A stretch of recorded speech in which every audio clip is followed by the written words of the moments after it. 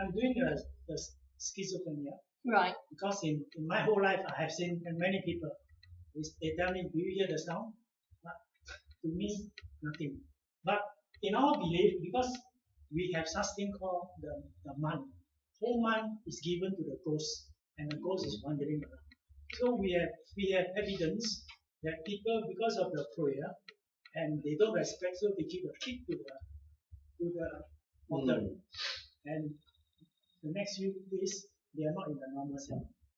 So in this case, there are many of these skis that we have come to know, or we consider them as mad. This is an article that just came out last Sunday. Oh, okay. And she's a doctor from Australia. Yeah. And she also mentioned your family suffered and nobody attended to it. The worst thing here is because of the culture. They are Malay, so they are Islam. So in Singapore, there are not much of this community. Right. So they are restricted. And this family suffered 3 casualties because of the same sickness. So now, when I attended the class, first time we heard about this, and then I was so puzzled that when I studied this TA, so he will mention about it, because Chris was telling us, when we want to write something about this, you must have evidence. Academic writing, so you need to support it. Yeah. So this is the process that so far I've seen. That I'm wondering, because in my, I like this topic because I have seen it myself. But how to face it in, or can it be acceptable? Because I have books. Yeah. They are telling us that there is something called spirit. So they're supporting what your argument's going to be on. Yeah, I'm going to use this. I'm wondering whether can I use this, quote this book, because this is our written by our local people. Yeah. And this is from Christian organization. Okay. Because these are the evidence that in line with what I have just this note of DA. They mentioned about the soul, and he mentioned about the demon, not the destructive part. So skis, we have people are very gentle, but when they turn violence, it become very pandemic. Yeah. So so my answer is yes, you can use those books, but you will also need to cite some research evidence, I suppose, some academic journal articles. And Christopher was saying that you were asking about the e-library, so I'm going to meet with Chris tomorrow, and we're going to go through how you use the e-library, how you can get the resources that we have at Derby, and be able to support it with different information as well. But any of that culturally bound information is really useful as well. So anything that you can use to support as evidence to support the arguments that you're making will be good. But the whole point of doing the degree is to be able to access those academic resources as well. So supplementing them with things, such as media articles, for instance. You can cite a media article, but if that's the only thing that you talk about in the academic piece of work, then it won't gain such a high grade as if you've actually looked at the research that backs that up as well. And there might well be some Singaporean-based research or some research from Southeast Asia that supports what you're saying as well, because I mean at the conference over the past 2 days there's been such a great range of different types of information from different cultural backgrounds, from different people researching in very similar areas but coming up with very different findings. So make the most of it. And don't forget that the library resources that we have, advantageous though they are, will be very different than the resources that you can source here in Singapore as well. So I think you've got access to the local national library of you, and so yeah. And the last question for me is, I have about 5 references. Is that good enough for my assessment? Oh, students always ask this. How many references? What I would say is that if you are making a definite statement about something, and the references that you've got support that definite statement, then that's fine. 5 might be enough. But if you want to say something and you think it's not in any of those 5 references, you might have to add in 3 or 4 more. I don't know. So it might be enough. I don't know what they are. So it's really difficult to say. I think at this stage I would say 5 as a minimum, really. Okay. Yeah. I know you're talking about the email story. We haven't got a student ID yet from the school, so we can really email the student services that we were told that it's the Derby site. Oh, okay. So I should have brought some paper to write this down. Shouldn't I? so we were a bit concerned that it's already a month since we started. So Yeah. Okay. What I'll do is when I get back to my room, I will email Keith, who's on the ground in Derby, and ask him if he can sort that out. So you've got no student No ID. student we ID. haven't got it yet. No. None of us So we can't access the like. Okay. So the other thing, For the articles. yeah, Yeah. absolutely, Yeah. absolutely, and you needed that before you started really as well, didn't Yeah. you? The other thing is David Clark, who's our librarian over in Derby, has produced a guide to the e-resources. So what I'll do is I'll get Keith to send that over to you as well, Chris. Okay. So that you've got, once you've got your ID, you've got a guide of how to access that.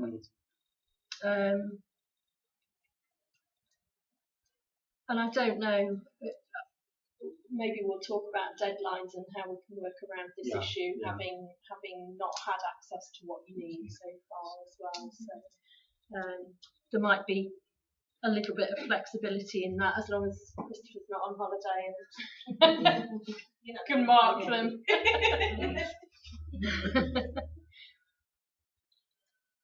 Speaking of which, the markers, right? The markers would be yourself and Keith, or what? No, the marker, the primary marker will be whoever your lecturer is here, and then there'll be a second marker who will be the counterpart over in Derby. So for you, for this module, it's me.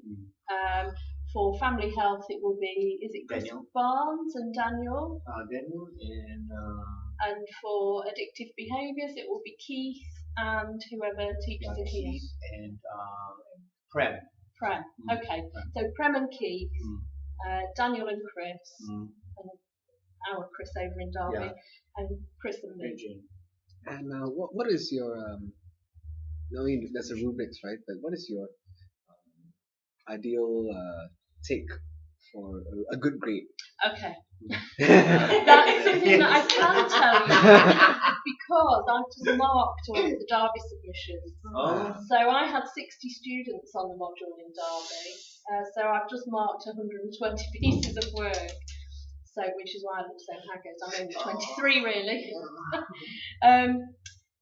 So the marker for a good grade, I think, is, and I don't think I'll have any issue saying this to you, is to attend the classes. The students who did really poorly in Derby were the ones that I didn't even know, that I didn't see, that didn't access any of the learning resources that were available for them.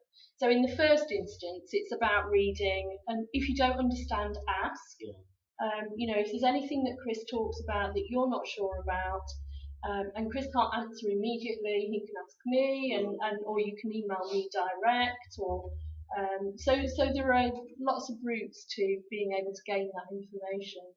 But in terms of specifics that you can do, I would say for the literature review, which is the first piece I think that you hand in, isn't it? Do you have 2 hand-in dates here, or are they both handed in together? I can't remember. I think you know the date, do you? It's 1st of July for the literature review. Right. And 15th July for the essay. Right, Yeah, that's right. Yeah. So One and there's a 15. 2-week Yeah, there's a gap. 2-week Yeah. Yeah. So for the lit review, what I would suggest is that you don't get too complex about what it is that you're looking for. One of the things that I saw students regularly about was they were either finding thousands of articles and didn't know which ones to read, or they narrowed their focus down so much that they were finding 2 articles.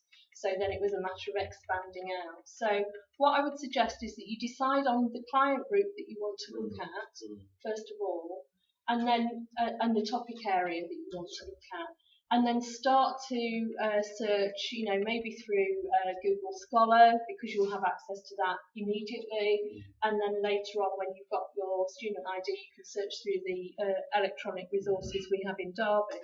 But I'd say once you've got your student ID, we have various different databases within the library. So there are things like PsycInfo and PsycArticles, and you can search through those to find different articles. If it comes to the point that you have chosen, let's think of a subject that. So I had several. I got sick of reading about eating disorders. Eating disorders was a big issue. Okay, that's And for all of my, I'll have had a break by the time I read yours, so it's fine. But I would say probably half of my students did eating disorders of one sort or another, and with 2 pieces of work, that's a lot of eating disorders to read about. But what I found was that initially when I was seeing students that they were searching for anorexia nervosa, for instance, and there are hundreds of articles out there. Really, there's really a lot written about that. So you might need to narrow the focus down in that way. I think you've got. Did I send you the examples of previous work? So you've seen the examples of what people have handled previously. I would say that one of the biggest issues I picked up on when I was marking was that students were not definite about which articles they'd reviewed. So when they were writing their review, they were writing about several different articles, but sometimes they were the background context articles, and sometimes they were the review articles, and they didn't make that particularly clear. So I'd say one of the things that you could add in that would enhance what you were doing is to have a table somewhere, either in an appendix or have a table at the beginning before you start to write the review, which says these are the 6 or 7 or whatever articles that I've reviewed, and maybe have key points within that table. The other good thing about that is you can put stuff in there that doesn't fit in the word count, so you can write a bit more in the actual text there. So that's one thing. What else? The lit reviews actually from the Derby students were much better than the essays. So evening. So they had because they're structured within the sections. So you have your introduction. You have 500 words for the introduction. Use the 500 words. Some of the students didn't, and did the review. The review was lengthier, and they hadn't used their introductory 500 words, so they didn't necessarily introduce it really very well.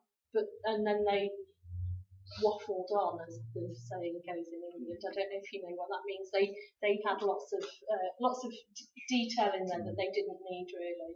So it means that you are more concise in writing the actual review of the articles. So use the 500 words.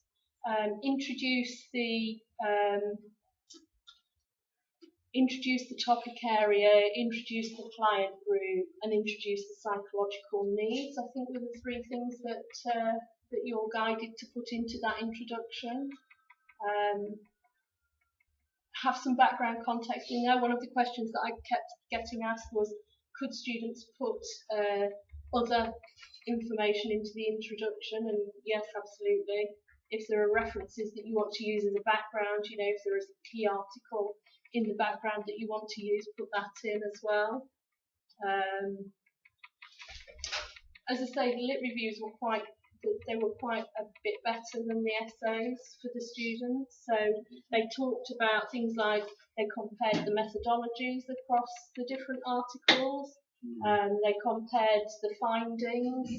They compared the measures that were being used, that kind of thing. So you can pick those out. Is that all making some sort of sense? Don't know how far you've got with thinking about this yet. So For the picture review, we have to use the original articles. yes, Original research work, yeah. not the reviews and systematic. I would say don't use reviews. A couple of students did, but it's more difficult. You can use those as background information, that would be great, but I'd say try to stick with original empirical articles. It just makes your life easier to write it up. Yeah. So that's a good question. Are there any specific questions that you can think of? Yes. For literature reviews, I was just thinking, if you're comparing, you do a comparative study, Mm-hmm. would it be a literature review? I mean, because this is my first time doing a literature review, so Yeah. I'm afraid that I might deviate into an essay rather than literature review. So I don't think you will, because you don't have space in word count to do that. So I don't think you will at all. I think it's easier in some ways to be more concise because you know you've got a certain number of articles that you've got to write about. And I'd say one of the things definitely to do is to pick out the same information from each article. So if you find that they all have a key kind of methodology, for instance, if they all use, I don't know, I've heard about it a lot today, so structural equation modelling, we'll say. SEM. If they all use SEM, then that might be worth talking about. If some of them are quantitative and some of them are qualitative, it might be something that you want to talk about. So try and pick out maybe 3 key points, because you don't have a lot of words. Don't forget that you've got 500 for your introduction. You need a paragraph for your conclusion. So actually, the middle of the lit review is fairly short, really. So you don't have a lot of space to say very much. So can we do if we have a couple of journals, and if we say, well, this journal says this, or this journal says that, like a form of comparison, comparison studies. Is that what literature review is all about? Yeah, and so comparing and contrasting the different approaches that they use, but then also evaluating that. So I think one of the things that the students in Derby got a bit stuck on was being definite to say CBT works better in this area than, I don't know, CFT, for instance.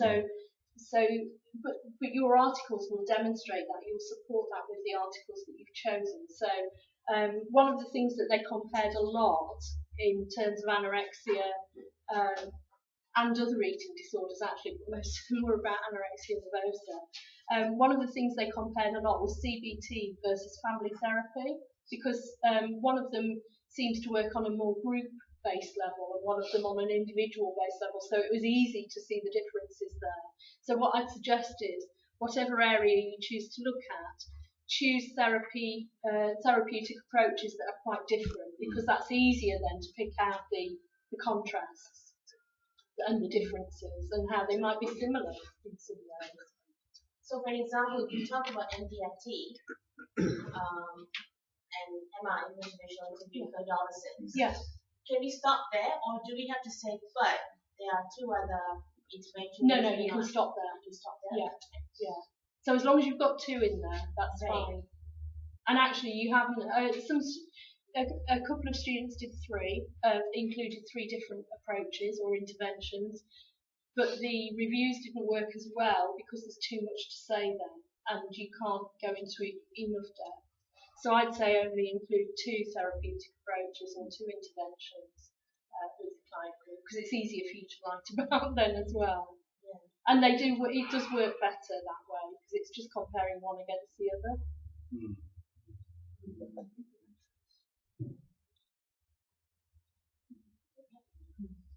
Does that make you feel a bit better? The thing that I can do, and I can make sure that I might need a reminder, Chris, because I'm not back at work until the 4th of June.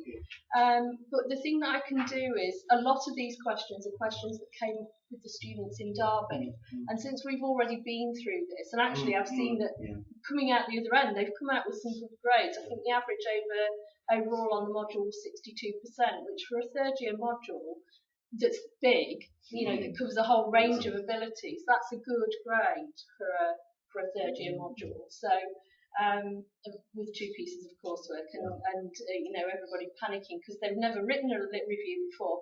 I'm sure you've all reviewed literature for different essays before, but just because it's called a lit review, you all panic. You've all written stuff. You haven't got to this point without writing and researching stuff. So you've all done it previously. You just don't recognise that you've done it previously, and it does make you worry a bit. So what I can do is make sure that all of the notes that I've written for the Derby students come over to you, Chris, in various different announcements that I've given them, and stop panicking and things. You had a question? Yeah, he's still panicking. I think the Derby students are panicking, and they will be getting their grades back as I'm speaking. So I'll probably get back and have a whole range of different emails that say what. Yeah. I've been doing a bit of literature review regarding water formulation, but some of the statistics that they have, for example, if I'm looking at alcohol addiction in Singapore, right? Most of the data that they already have is basically only up to 2004, for example. That's fine. Yeah, that's absolutely correct. But from the Ministry of Health, they actually got some data that is up to 2013. Okay. Which is not that bad. Yeah. No, that's not as comprehensive as the WHO one. Yeah. So I still can refer back to WHO. Absolutely. But I would state that probably the trend has changed because I think recent years the government has implemented new recommendation about preventive care about alcoholism, because it's a social ill which causes, for example, Singapore had the first riot in 50 years. Right. In Little India. Right. Which is caused by alcoholism. Right. Yeah, and not only that, I think the recent drunk driving has gone up to statistics. Then what happened? The intervention government has put in more and more roadblocks, for example. Okay. So I can mention about this, right? So I would say definitely use the WHO statistics, even though they're from 2004, because as you say, they're more comprehensive. And if you've got those more recent statistics to bring it into a more contemporary context, then that's even better. But a lot of these big statistical bodies of work that we can refer to do come from the early 2000s. So as long as you've not just pulled it out of thin air and you've actually got it, it's based there, then that's fine. And if they're reporting things in the WHO that aren't in the other bank of data that you found, then I'd say definitely refer back to it. Can you use after research from American because I was told not to use any American literature? It's fine by me. Because basically in one of the articles I found that I think there's 4 researchers that actually did alcoholism in Singapore. Oh, okay. Yes. So the US researchers have been over here and researched and published in American journals. Yeah, maybe they're collaborating. So by all means, use anything that's a research source is a really good idea. Yeah. I'm not biased. I'm not wholly biased. I was going to say I'm not biased, but I'm not wholly biased. The whole world in America. Yeah. Yeah. I mean, to be honest, it's such a huge country, and there's such a lot of research that goes on there. If you avoided anything US based, you'd be stuck. Speaking of the quality of the literature review, how far is a good date? Would it be from 2005 onwards or 2003 onwards? Or? What I asked the students in Derby to do was try and find something that was published in the last 5 years. Now, for so for some topic areas like eating disorders, for instance, there's a huge amount of literature. So that was to try and narrow it down a little bit for them. For some areas, and I had some students who were writing about schizophrenia, for instance. I had a couple of students who wrote about schizophrenia. I had a couple of students who wrote about some sort of, it wasn't addiction, it was some sort of neuropsychological, I can't remember exactly what it was, but they had to go further back into the literature because there wasn't as much written about it. So I think, Chris will be able to give you some guidance. But I'd say if it's a popular area, like an eating disorders, where there's lots of stuff, or anxiety and depression, there's lots of stuff out there about anxiety and depression. You could probably do it within 5 years and find enough articles.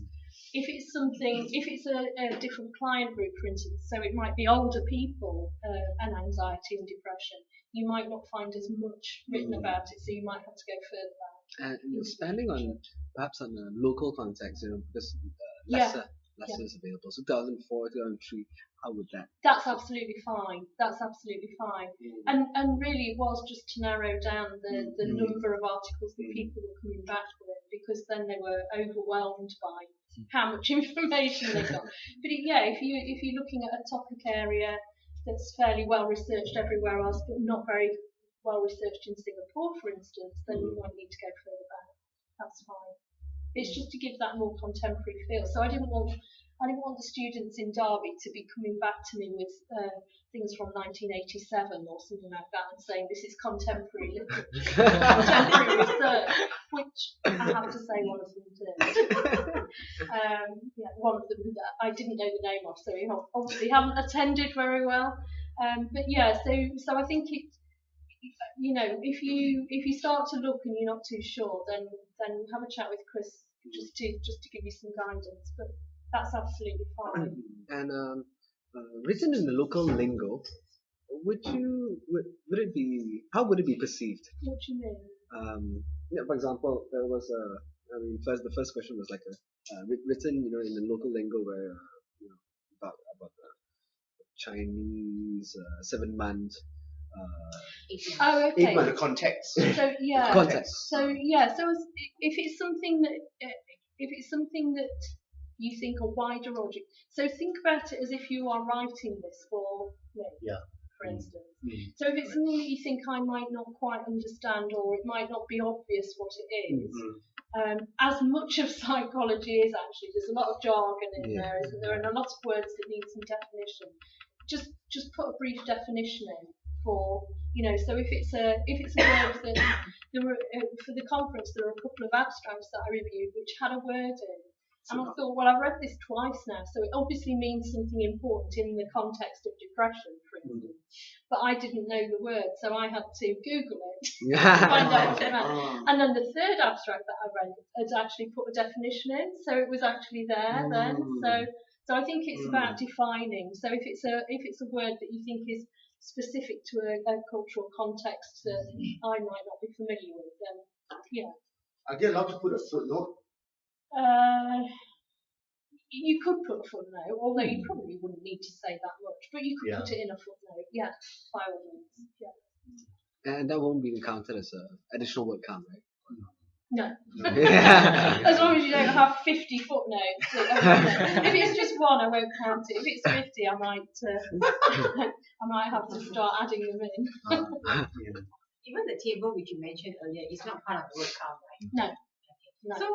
So one of my students was very clever, and she did this amazing table with lots of information from each article within the table and put it in the appendix. Yeah. And it made sure that all of that information was there. The other thing that one student did, which I thought was really good, and actually might be something that you could use, was they had a list of their articles and numbered them. And this saves words as well, which I thought was very clever. They'd obviously worked this out. So they numbered them, and each time they wanted to refer to that article, they just referred to the number. So instead of having the names every time and taking up words with the names in the text, they just numbered it. So article number 1 or article number 2, or articles 3, 4 and 5 discuss such and such a thing, whereas articles 1 and 2 don't. So they wrote it in that way, and then they had the table in the appendix with all the numbers, and then you could read about each of the articles in the table. So none of that extra information counted in the word count. Can we access to EndNote in Adobe Illustrator? Sorry? EndNote. We don't have it in the library. No, we use a Zotero. I don't know if you've heard of that. It's it's the same sort of thing. But it's freely accessible through the internet. How do you spell Zotero. Or Zotero. Zotero. Okay. Zotero. Yeah. Zotero. Zotero.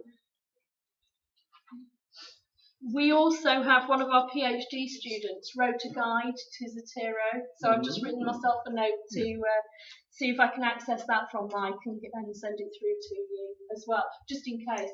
I used EndNote as a PhD student and loved it, and then went to Derby and we don't have it. I use EndNote, so I'm asking if you'll be Oh right, yeah, no, yeah, it's very good. No, sorry. Anything else about the lit review? Yeah. When we read the notes that we are given to us, can we take this as a reference? Probably not. It's not really an academic reference, so I would say don't reference the notes. But there are references within the notes that you can use, definitely. So there are references to different work within the notes. But yeah, because it's kind of a very condensed version of lots of information, it's probably better not to quote me.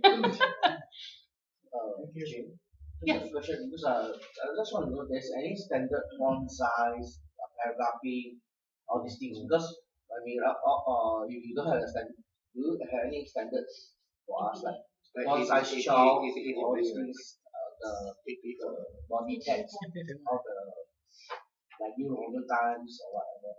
APA format. 6 edition. Format. Yeah, APA format. There's a really good resource online that you can use to show you how to format the references as well. So I'll send you the link to that. But anything else, any other formatting,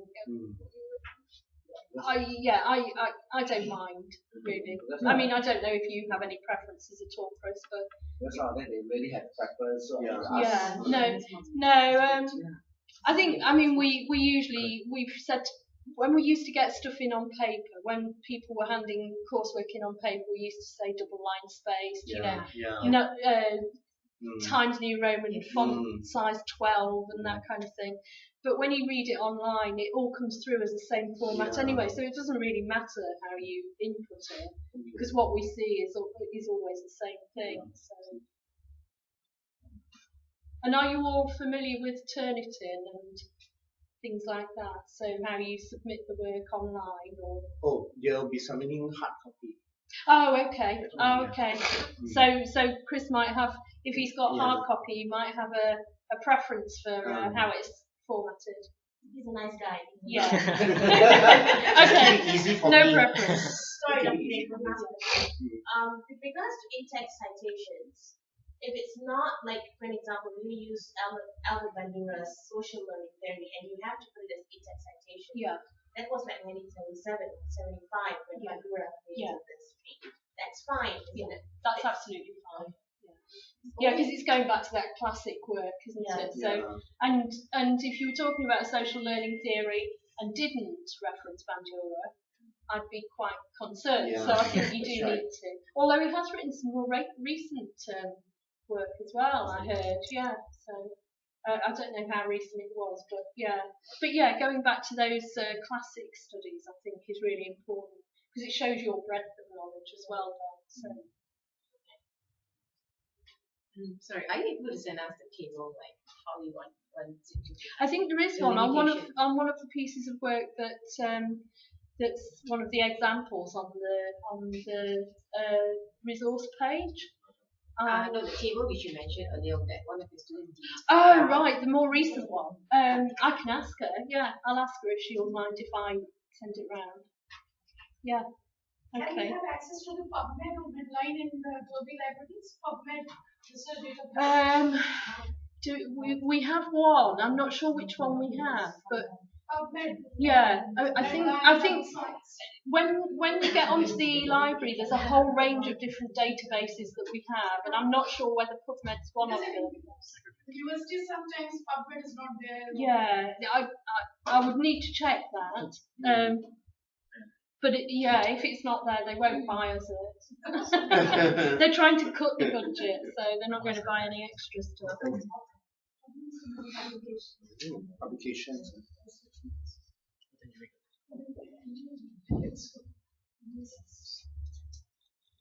Sorry, the 5 articles that they are required to do critical analysis, right? So if you want us to pick within, as in like the therapeutic approaches, right? Am I right to say that? Yeah.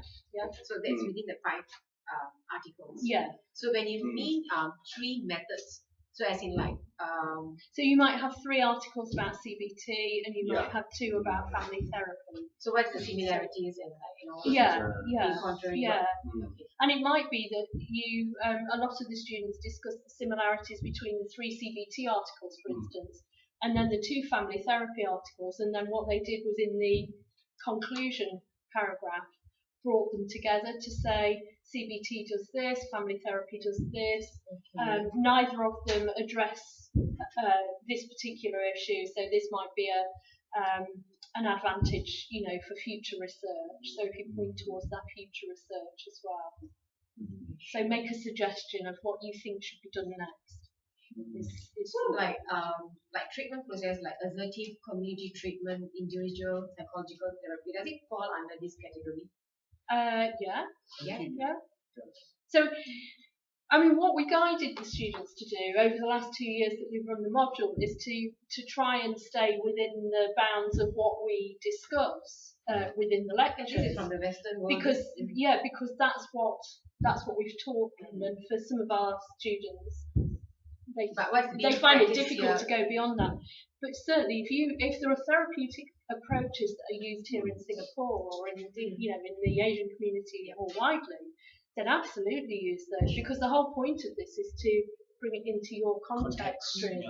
So what we give is just a guide for you here in Singapore.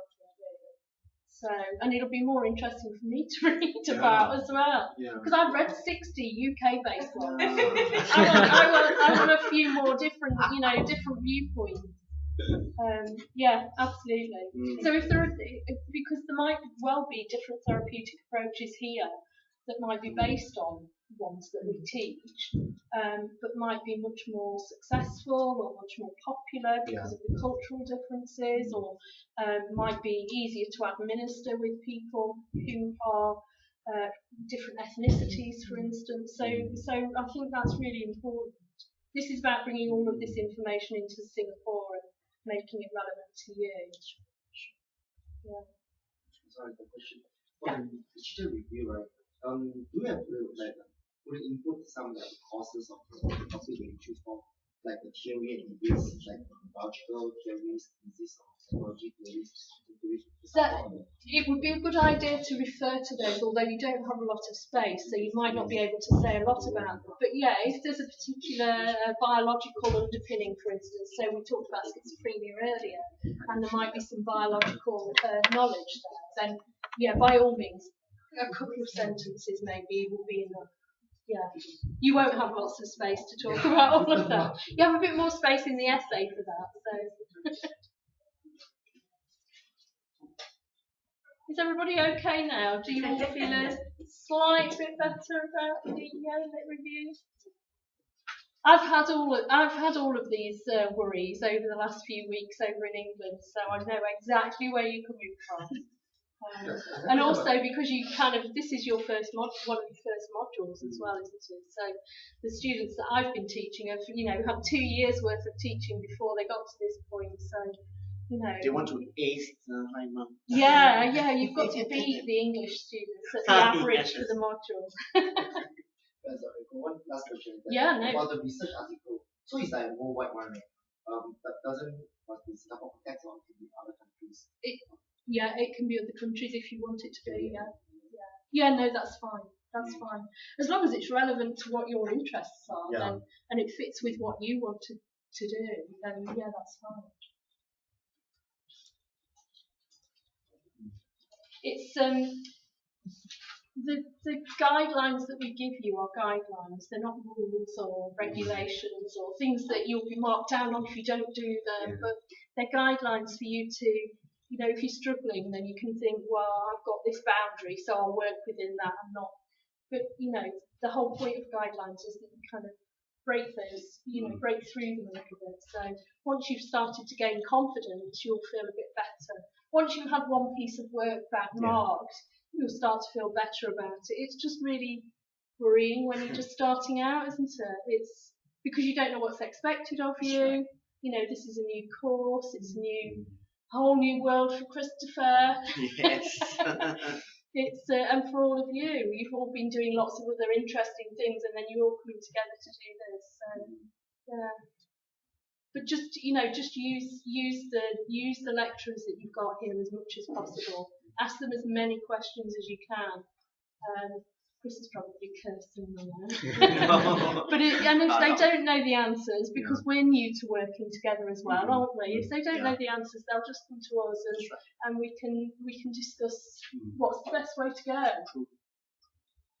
So, yeah. Where we are going to graduate in Singapore or in Malaysia? Sorry, where are you going to Graduate. Oh, graduate. Oh, I don't know. I would imagine you'll graduate here. No, you have a choice. Is there a choice? Yeah, we had a free talk on the first day of class. Okay. And we were told that the convocation could be, you can choose both. Okay. Or I would like to graduate. I suppose, for those of you who would like to travel to the UK and graduate, it would be absolutely great if we had you there. But if not, we get to come out here. Again, yeah. So either way, we're winners. Yeah, I mean, for some people it would be impossible, I would imagine, with other commitments, work commitments, family commitments, that kind of thing. So it really depends. But yeah, absolutely. If you can, we would welcome you in Derby, as you've welcomed us in Singapore. So. And it gives Keith and I an excuse to come out here if you graduate here. It would be nice to own a piece of the jersey. Yeah.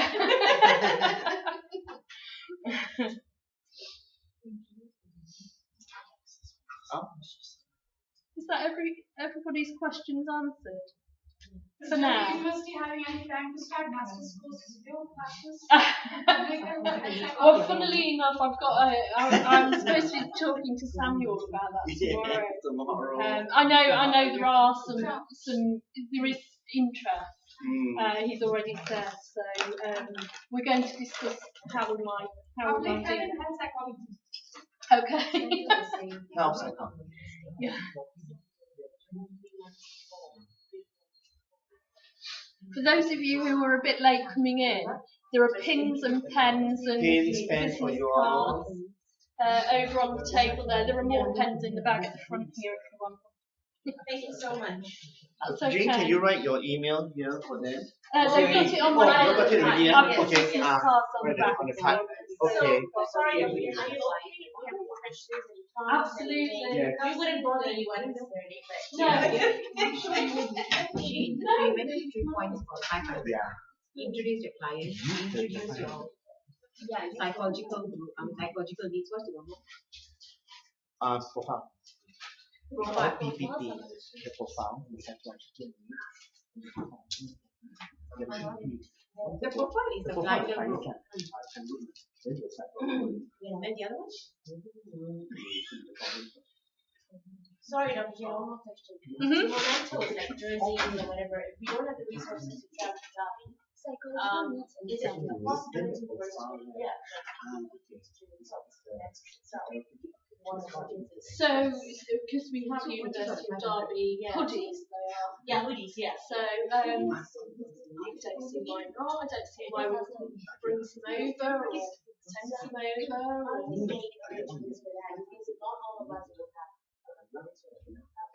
Yeah. Very Yeah, we've got time to yeah, but that's something that we Because we were told by you would have to offer very narrow. what you really So yeah, because not all of us have needs to go. no, and I know with some of the other courses, the dean probably travels over, so dean's here, so you have some input from the Okay, great. So yeah, So we can just, keep it in the back of your mind. I've written graduation and hoodies down. Thank you. Dr. Chain, there's a question. Sorry, just one. That's fine. It's fine. Sorry, earlier you mentioned for the 500 words, right? We have to mention the client group, the profile, the psychological needs, and lastly is the intervention style, the intervention approaches. That's the introduction. Yeah.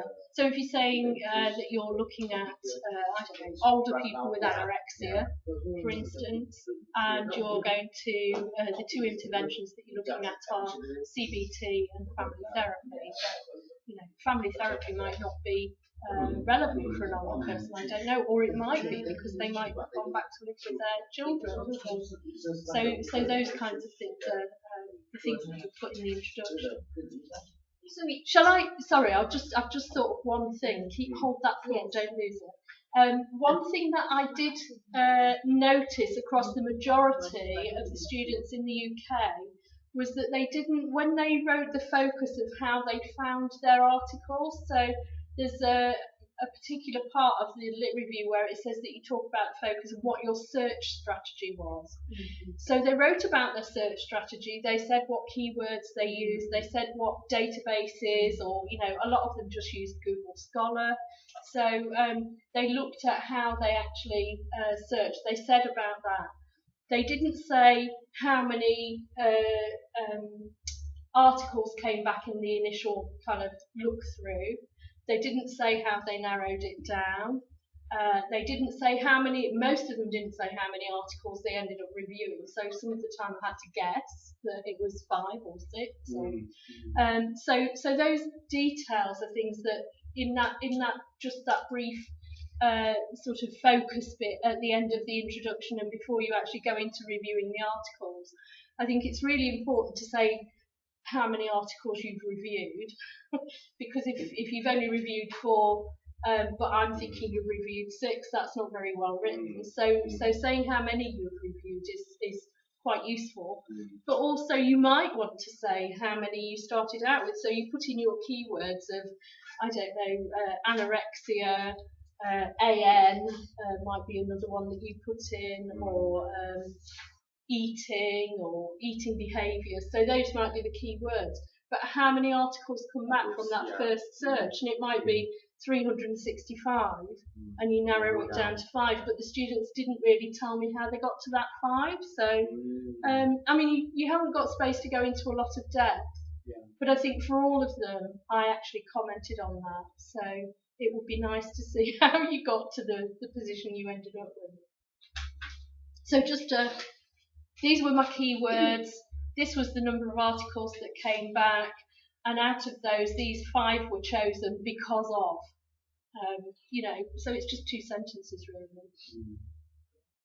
So that would be part of the introduction, right? Yeah, it comes at the end of the introduction, just before you go into the review of the. So it's kind of like the research focus, I suppose. Search focus for the literature review. Okay, so we mentioned about the interventions, the therapies as well. Just touch and go, and then elaborate on the next part. Right? Yeah. So in that introductory bit, you can just say the review concentrates on CBT and family therapy, or CFT and motivational interviewing, and you can just leave it at that and then discuss them more further down. About the essay, right? The part 2 is with the essay. That's right. So the essay title will be one of the 4 of the literature review. No, the essay title should be in the notes as well. Is it the notes? I don't find essay in out or literature review.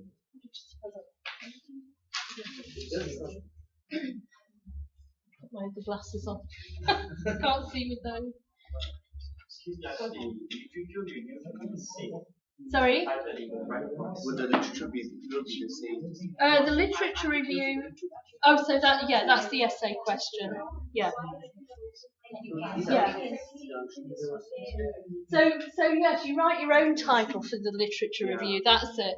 So yeah, in the same sort of style. So most people have written, I don't know, a literature review of CBT and family therapy to explore anorexia nervosa in teenagers.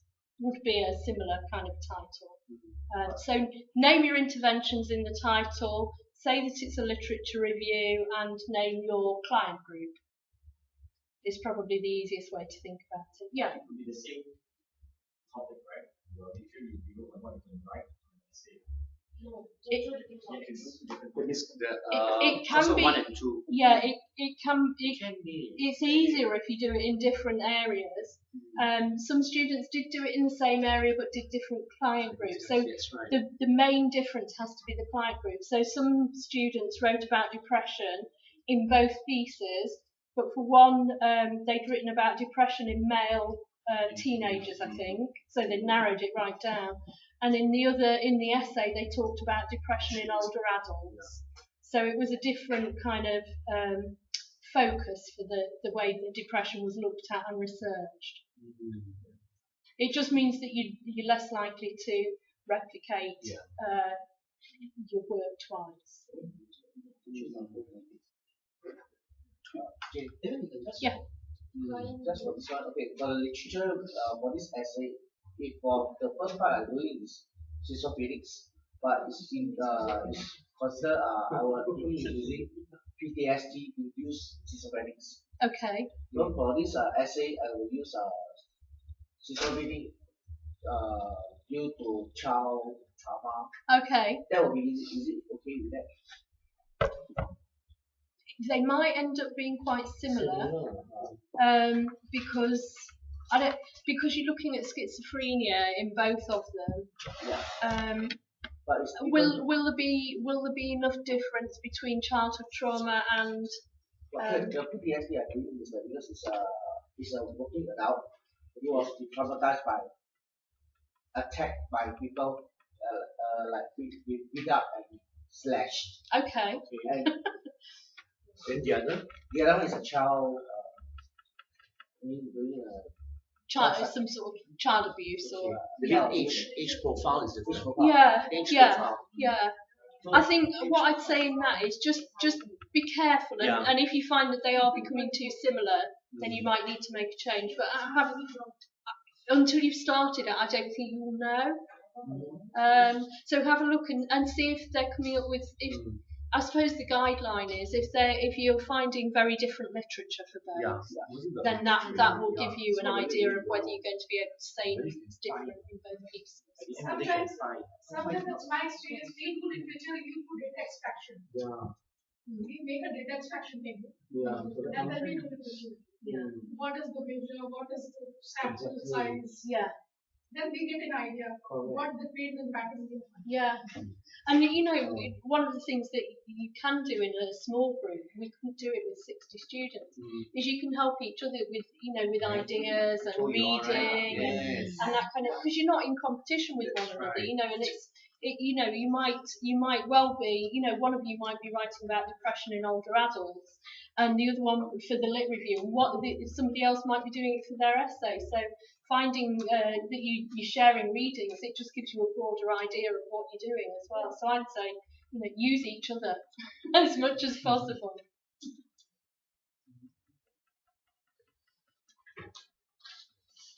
So if we started out with a definition, for example, you can do alcohol addiction among underage drinking. So we start off with definition, and then we talk about why do people consume alcohol.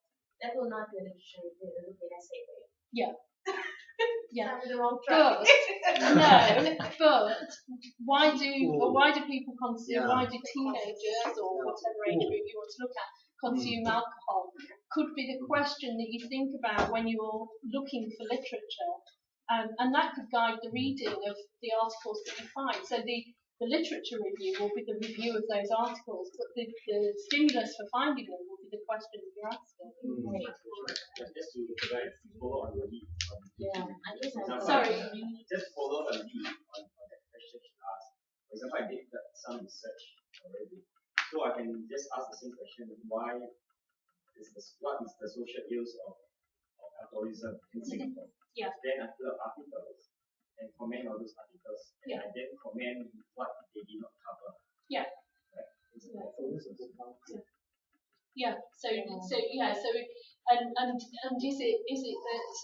those articles are all looking at the same age group? So they might all be looking at 25-year-old men, or and is alcohol?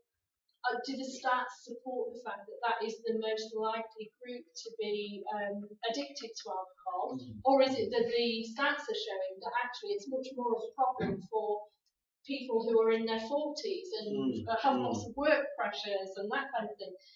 And where are they in the research? So you could use that as a criticism of the literature. Because there's a few things that I want to criticize. For example, they tend to think, the researchers tend to think that it falls into poorer families with less income, which is not true nowadays. Yeah. Social drinking has become a norm. Yeah. People drink just for fun. Beach drinking is meant for working adults or even kids in college, for example. So it's all shifted to to absolute class that they learn to drink. Yeah. Besides that, they say that only the poor drink, like in coffee shops or what you correct. But the social status has changed now, and it is basically drink driving is going to have afford the car to drive, right? So it's become social